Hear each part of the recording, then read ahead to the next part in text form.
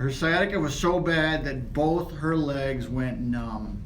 And her words were, that was a spooky experience, because I think when your legs go numb, that'll kind of freak you out a little bit.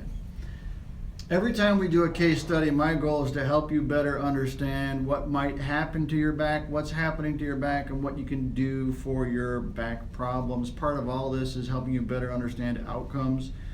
Doctors are not obligated to publish their outcomes. Outcome is the result, meaning you get a very specific treatment. What results should you expect? Doctors are not obligated to publish those, so you don't always know what you're in for. You don't know what treatment is best for your back problem, and my goal is to help you, and help you by making better understanding and making better decisions. So today is about back pain and sciatica. Maureen, when she came to us, she was having sciatica. Matter of fact, both sides, which can happen because it's a disc-related problem, and the disc can come out on both sides. So she was having problems on both sides, causing pain and numbness down her leg. But it's all about what is causing that pinching of the nerve, which comes through that foramen right there. We'll talk about her. So Maureen was an 18-year-old female. She had back pain and sciatica, and she had bilateral, both side sciatica, causing numbness in her legs and weakness. She was a soccer player, and she started playing soccer when she was 5 years old, and she played for 13 years.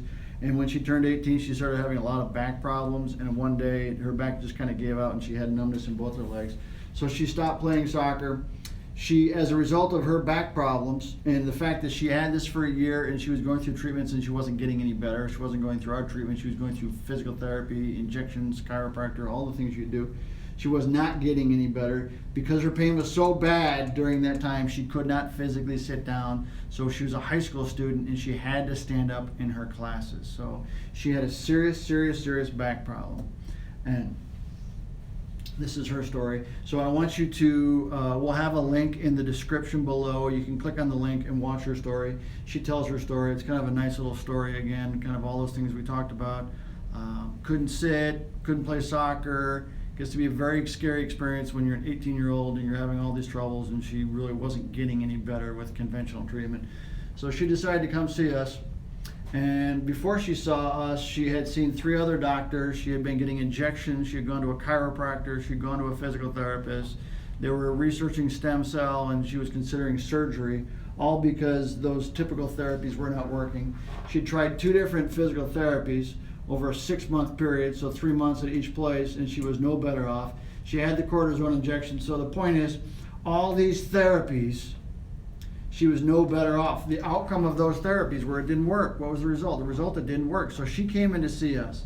When she came in to see us, we have a 9-step sciatica solution. And part of the 9-step is really knowing what sciatica is. Because when you know what it is and you get the proper diagnosis, you then get the proper treatment. So in her case, we do what's called a functional disc evaluation, where we evaluate the disc and how the disc is affecting the nerves and what the disc is doing to cause a compromise of those nerves. So we did the evaluation, we identified the problem, put her in the protocol.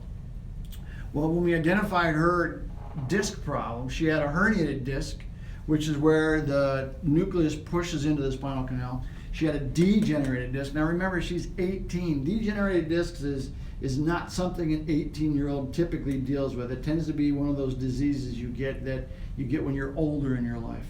Okay, she had a degenerated disc. She had the bulging disc, which is fairly common for an 18-year-old. She had the sciatica, but more importantly, she had stenosis. Again, stenosis and degenerated discs are typically diagnosis you get when you're over 50. And she had these diagnoses because, and this is our thought, because of all the sports she had played. Not that sports are bad, because sports are very good, but it caused a lot of wear and tear until one day it just finally gave out.